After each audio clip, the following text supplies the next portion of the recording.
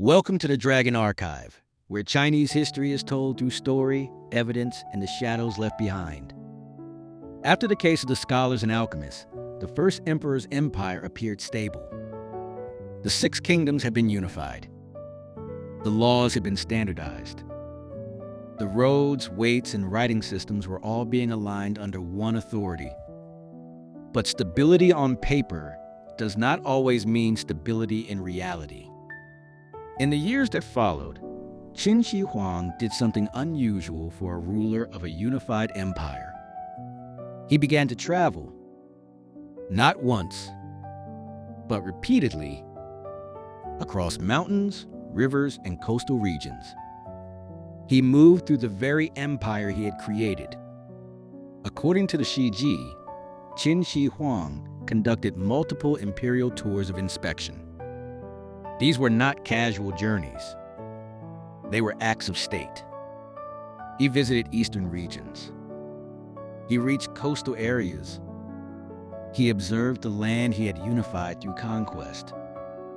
At Mount Tai, he performed the ritual of Fengshan, a ceremony associated with the connection between heaven, earth, and imperial legitimacy. For the first emperor, legitimacy was not only political, it had become cosmic.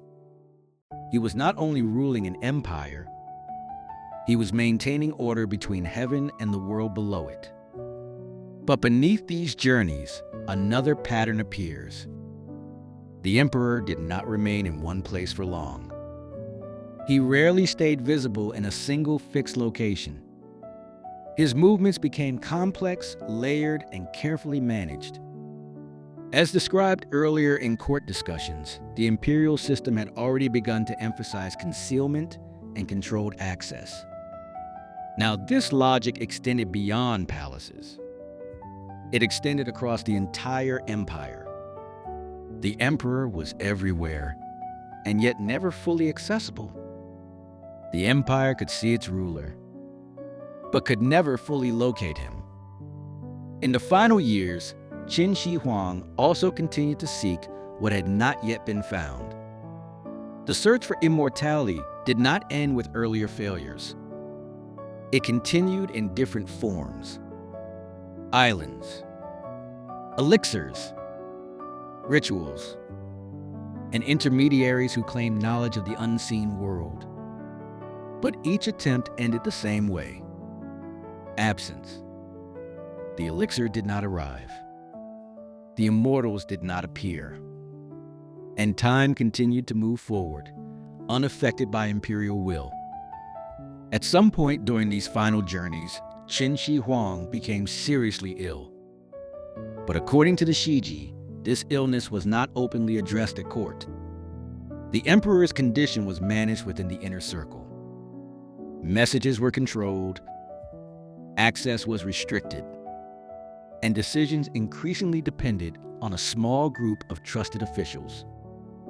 Among them, Zhao Gao began to play a growing role, as did Li Si, the chancellor who had helped shape the legal and administrative structure of the Qin Empire. What began as a system designed for unity and order now became a system where information itself became controlled. Not only the empire, but also knowledge of the emperor. During this time, one crucial figure was no longer present at the center of power. Prince Fusu had been sent away earlier to Shang Commandery. This meant that when the emperor's condition began to decline, the question of succession was no longer anchored in the capital. It was distant, separated, and increasingly dependent on whoever controlled communication. The empire was still unified, but the center of decision-making was becoming less transparent. The first emperor had unified the world he knew, but in his final years, that world became harder to fully observe from any single point. He continued to travel, continued to govern, continued to search. But the structure he had built now contained uncertainties that no amount of movement could fully resolve. The empire was stable, but the future was not And as the emperor moved across his land for the last time, something in the system began to shift quietly beneath the surface. The Shiji records that Qin Shi Huang died during one of these journeys. But the events surrounding his death were not immediate in their clarity. Messages were delayed, orders were adjusted, and the imperial carriage continued moving. Before the empire could fully react, a decision was already being made elsewhere. Not on the road, but in the silence between words. Thanks for watching The Dragon Archive. Every story here begins in the shadows, but returns to the records. If you want more stories from Chinese history, emperors, rebels, assassins, philosophers, and forgotten kingdoms, follow the archive. The past is not gone. It is waiting to be read again.